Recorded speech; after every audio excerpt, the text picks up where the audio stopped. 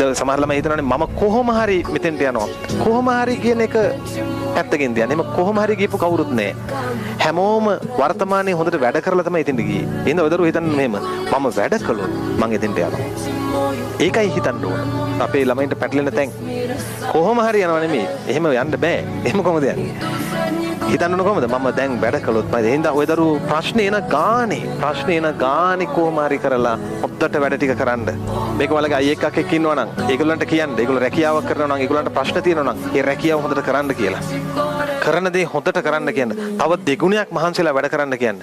අන්න එහෙම වර්තමානයේ හදද්දී අනාගතේ එන්න තියෙන ප්‍රශ්න ටික පැනලා යනවා. හැබැයි පුතා ප්‍රශ්න කියනේවා එන්න තියෙනේවා. ප්‍රශ්න කියන්නේ ඔක්කොම ආපු ඒවා නෙමෙයිනේ එන්න තියෙනේවා. එන ගානේ අරක හිතන්න. මට මේ ආවේ එක ප්‍රශ්නයක් විතරයි. තව එන්න පුළුවන්. මම මේක විසඳ ගන්න ඕනේ. විසඳගන්නේ අර ක්‍රමයට. කොහොමද? ගින්නක් එද්දී